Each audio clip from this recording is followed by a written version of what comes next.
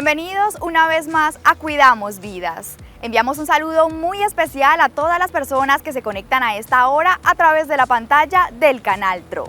En nuestro capítulo de hoy hablaremos de la insuficiencia renal crónica. Se estima que el 10% de la población mundial puede sufrir de esta enfermedad, la cual suele ser silenciosa porque sus síntomas se presentan en etapas más avanzadas.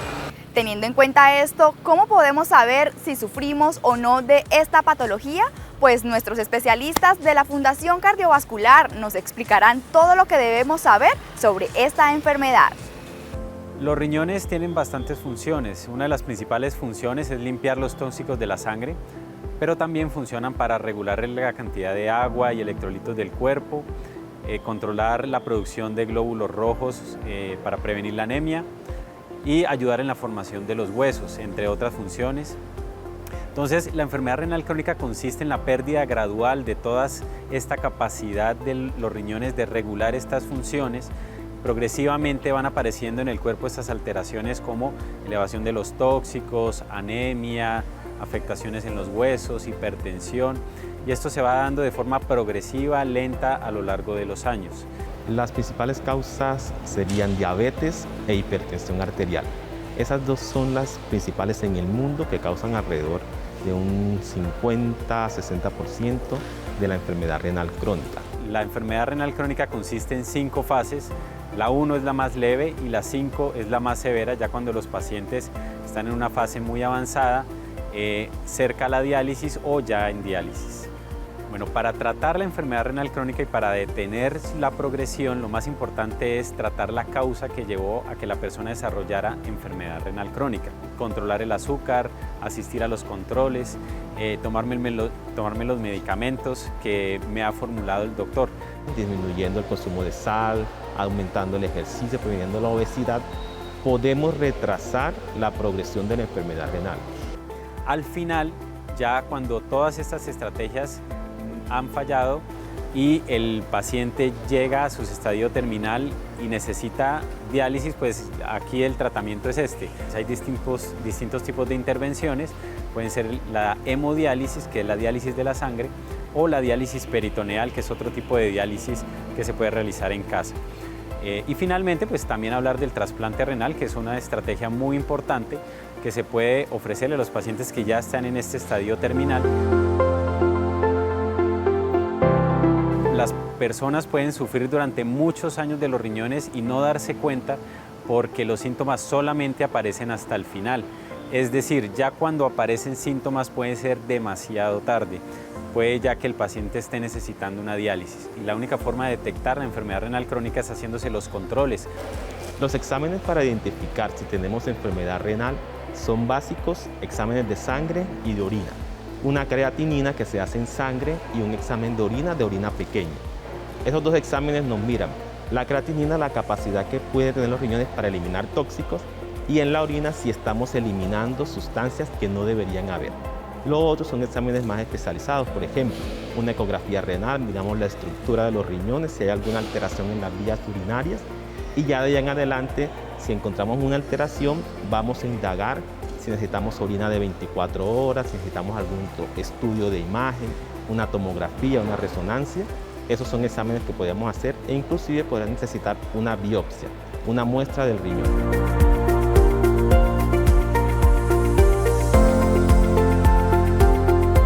Bueno, las recomendaciones son modificar los estilos de vida. Nosotros estamos muy acostumbrados a no hacer actividad física regular. Si empezamos a hacer actividades de estas después de los 40, nos va a quedar muy difícil. Entonces, la idea es comenzar en forma temprana. Aumentar el ejercicio al menos media hora todos los días, adecuado consumo de líquidos, disminuir el consumo de alimentos procesados, disminuir el consumo de carnes rojas. Nuestra dieta está con mucha base en carnes rojas. Aproximadamente comemos entre 3 o 4 veces de la semana carne de res, que es más difícil de eliminar, ¿sí? No automedicarse, disminuir el consumo de AINES, porque inclusive una sola dosis de esos medicamentos puede afectar la función del riñón. Y si tenemos un dolor de cabeza, un dolor de espalda y tomamos todos los días eso, nos puede afectar la función de nuestros riñones. Entonces, cambiar los estilos de vida es lo principal.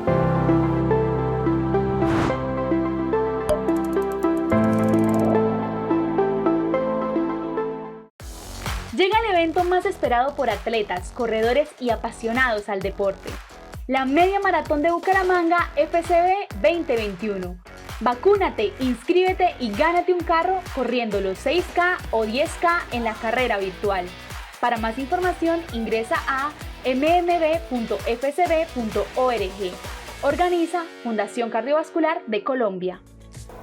Teniendo clara esta información, hacemos una pausa a comerciales y ya regresamos con más en Cuidamos Vidas.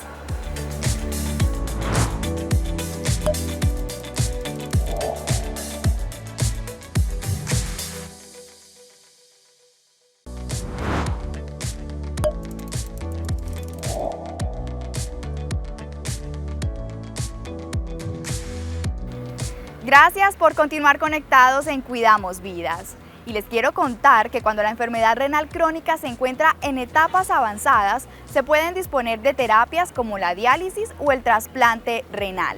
Nosotros conocimos a Henry González, un paciente de 71 años, quien pasó por ambos tratamientos y hoy nos comparte su historia.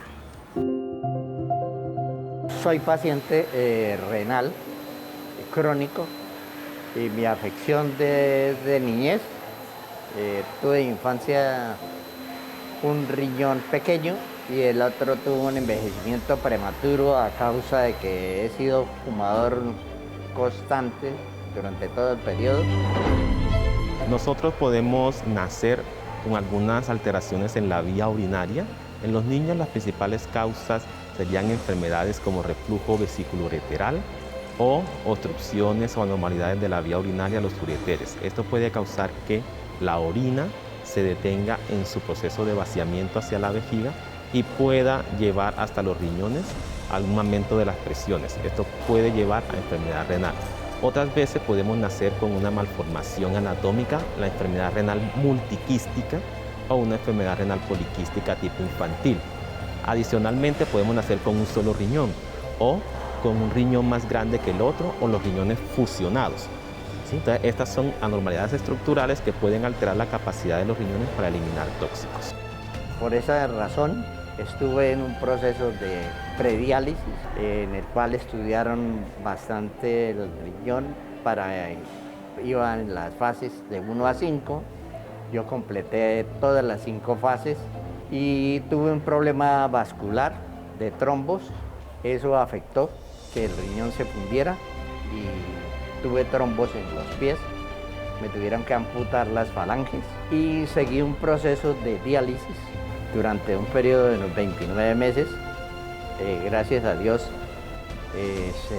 me pude recuperar nuevamente y se presentó el estudio de trasplante. Duré todo un año y medio haciéndome los estudios para el proceso de trasplante.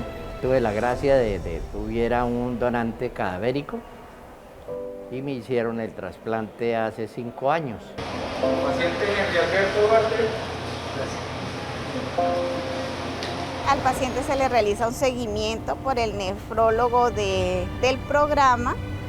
Se le realiza una serie de laboratorios para asistir a esta valoración. Durante su primer mes se hace el seguimiento semanal, en el segundo mes cada 15 días y a partir del segundo mes hasta completar el primer año post-trasplante se ven mensualmente con sus reportes de laboratorios.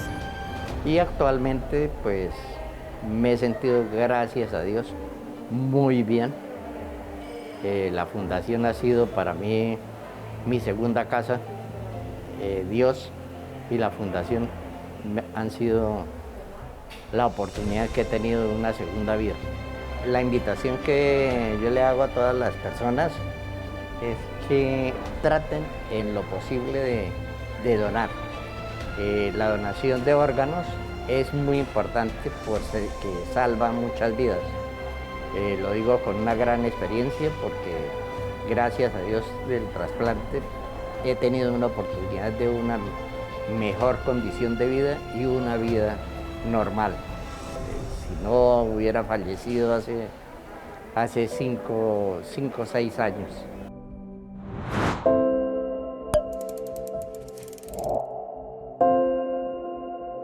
En la FCB garantizamos la seguridad de cada paciente y su familia con rutas de atención aisladas. Recuerda que nuestros servicios de consulta externa, laboratorios, imágenes diagnósticas y urgencias están habilitados para que continúes con tus tratamientos y el cuidado de tu corazón. Agenda tu cita ahora mismo y elige la calidad y la experiencia de la FCB.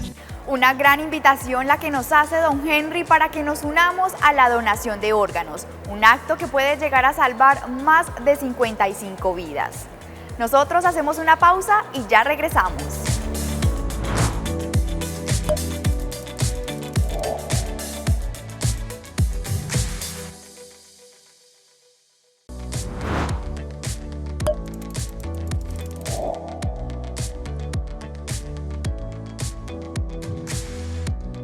Y hablando de la insuficiencia renal crónica, quiero contarles que sí es posible llevar una vida con esta enfermedad siempre y cuando se sigan algunas recomendaciones. Nuestros especialistas de la Fundación Cardiovascular nos contarán cuáles son y también conoceremos cómo está conformado el equipo del Centro de Nefrología. En nefrología, el centro de trabajo está con un nefrólogo. Adicionalmente se necesita de soporte nutricional. Hay muchas cosas que hay que cambiar en la alimentación de los pacientes. Aprender a comer para disminuir la carga hacia la enfermedad renal.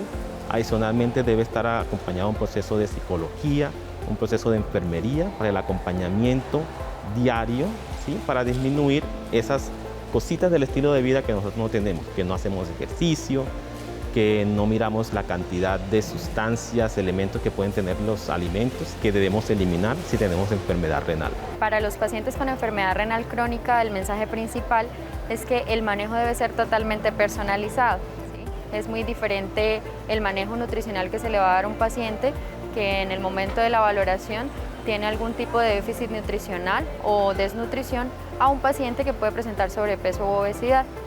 Partiendo de esa parte, además de eso, también se debe tener en cuenta el estadio de la enfermedad renal crónica para el manejo de los aportes y es súper importante tener en cuenta si el paciente se encuentra o no en diálisis. En el instituto nosotros realizamos un acompañamiento a los pacientes desde la prescripción dietaria hasta la valoración nutricional y finalmente un plan nutricional con una educación que le permita al paciente orientar su alimentación en casa de acuerdo a las características que requiere para su patología. Cuando los pacientes son valorados por primera vez por el grupo de nefrología, se da la indicación de iniciar el proceso de trasplante, se le entregan unas órdenes con una historia clínica, las cuales se le ayudan a gestionar junto con la EPS para dar inicio a este proceso. Cuando ya contamos con las autorizaciones, hacemos una programación en la cual los pacientes se deben realizar una serie de exámenes y procedimientos y valoraciones por los especialistas del programa para poder ser llevados al trasplante pues, en las mejores condiciones, tanto físicas y emocionales, con el fin de garantizar un buen resultado en el post-trasplante. El apoyo de la familia posterior al trasplante es importante, ya que la familia como soporte psicosocial juega el papel del cuidador. El cuidador requiere una serie tanto de conocimientos frente a la adherencia como promover la independencia en el paciente que ya es trasplantado, que ya va a tener mejor calidad de vida y que va a estar de cierto modo responsabilizándose de su acercamiento hacia sus cuidados. Hoy en la consulta nos acompaña el doctor Adalberto Peña, él es nefrólogo de la Fundación Cardiovascular y nos estará respondiendo algunas dudas e inquietudes que ustedes nos hicieron llegar sobre nuestro tema de hoy, insuficiencia renal crónica. Así que doctor, bienvenido a este espacio en Cuidamos Vidas. Hola Mayerly, gracias por tenerme el día de hoy. Bueno doctor, pues vamos a iniciar con la primera pregunta y es, ¿la enfermedad renal crónica puede ser hereditaria? Sí, la enfermedad renal crónica puede tener características de una enfermedad hereditaria. La principal enfermedad hereditaria de los riñones se llama enfermedad renal poliquística. Podemos nacer con riñones que tienen muchos quistes y esto afecta la función de los riñones y en algunas ocasiones nacemos con esa predisposición y en el transcurso de varios años podemos desarrollar esa enfermedad. Es lo que llamamos enfermedad renal poliquística del adulto. Y la otra es la que es la enfermedad renal poliquística tipo infantil. Hay otras enfermedades que también pueden ser hereditarias, que tienen algunos términos específicos, como por ejemplo el síndrome de Alport, en el cual la persona nace con una enfermedad renal y además nace con unas alteraciones auditivas. Hay otras enfermedades hereditarias que son un poco más raras, que alteran algunas células en específico dentro de los riñones, que alteran la capacidad de eliminar el potasio, de eliminar el calcio, de eliminar el fósforo. Entonces estas son hereditarias mucho más extrañas, por así decirlo, en el medio, pero sí tenemos características de que pueden ser hereditarias y por eso cuando detectamos en algunos pacientes estas enfermedades, se les dice a todos los familiares que deben estar atentos periódicamente a hacerse exámenes para detectar en cualquier momento si presentan enfermedades. Bueno, doctor, pues muy importante esa información y más o menos cada cuánto esos familiares deberían realizarse como esos chequeos. Por ejemplo, en la enfermedad renal poliquística les decimos que al menos cada año deben hacerse un chequeo, principalmente de imágenes, que como es una alteración estructural de los riñones, eso sí lo podemos detectar muy fácilmente en una ecografía. Bueno, doctor, pues gracias por esa información.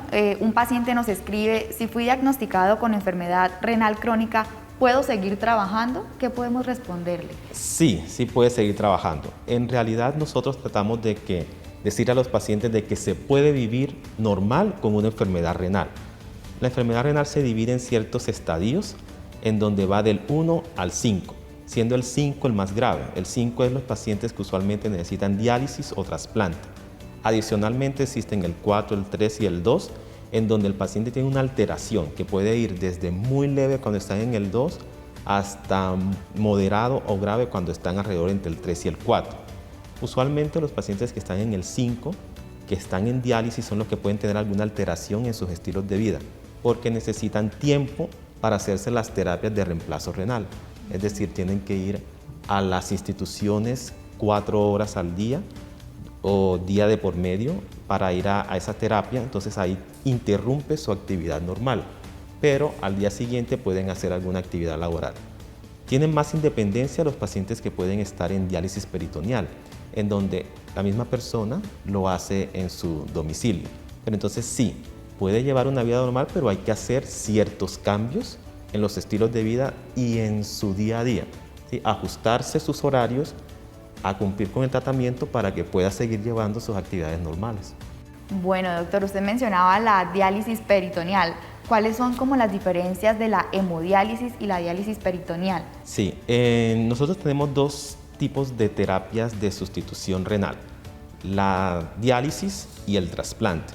La diálisis es la que utilizamos en aquellos pacientes que todavía no están aptos para hacerse un trasplante o están en la lista de espera, cuando ya la función del riñón definitivamente no da para eliminar los tóxicos ni eliminar los líquidos suficientes.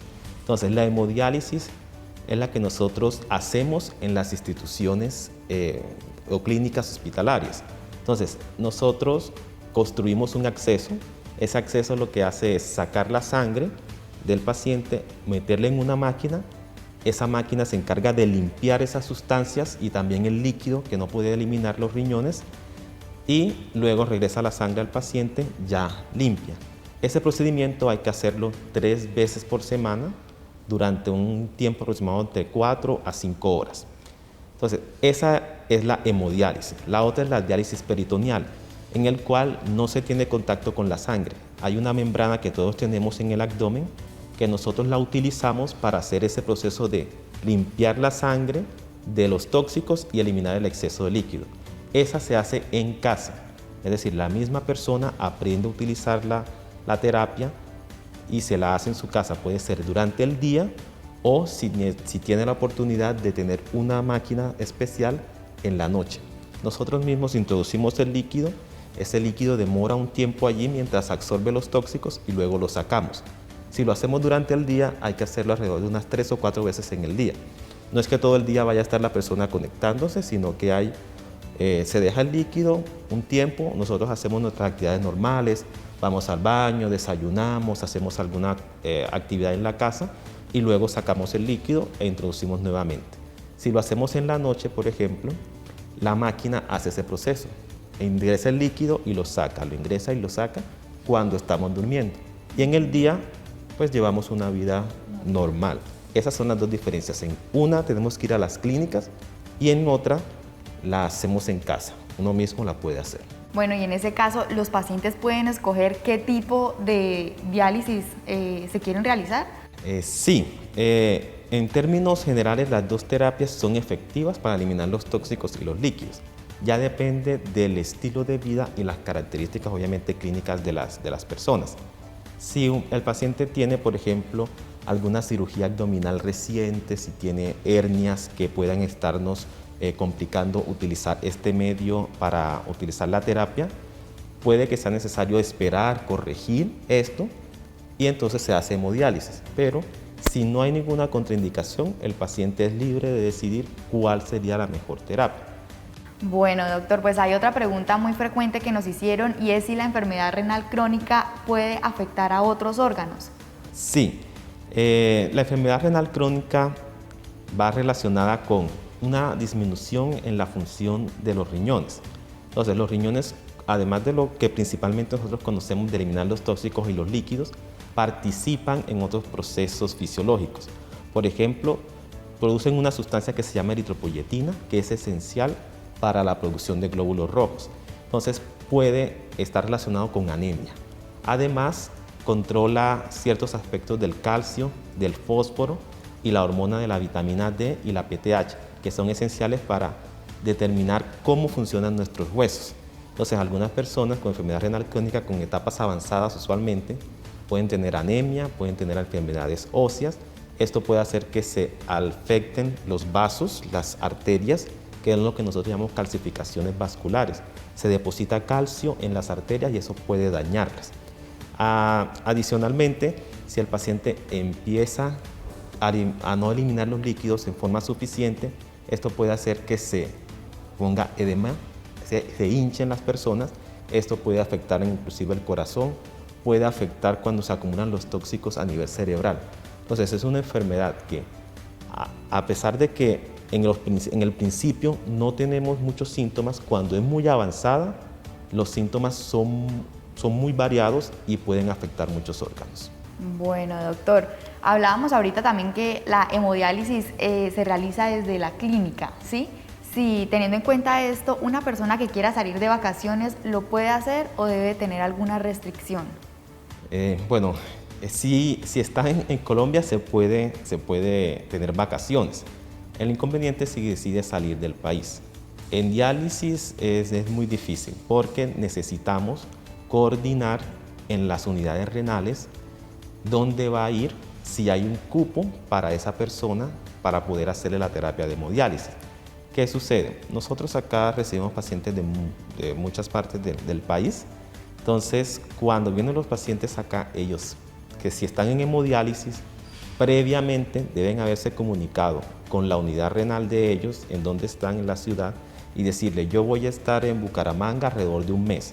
La unidad renal entonces les consigue dónde pueden seguir haciéndose las diálisis, ¿sí? Entonces, esa sería una opción para ir de vacaciones, pero obviamente no puede dejar el tratamiento.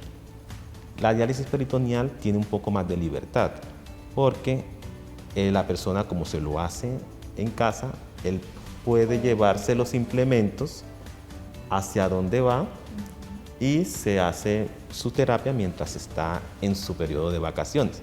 Entonces, eso también es otra de las ventajas que puede tener.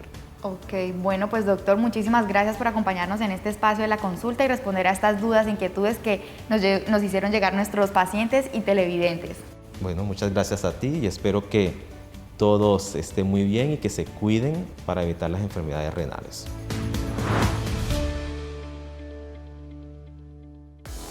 Llega el evento más esperado por atletas, corredores y apasionados al deporte. La Media Maratón de Bucaramanga FCB 2021. Vacúnate, inscríbete y gánate un carro corriendo los 6K o 10K en la carrera virtual.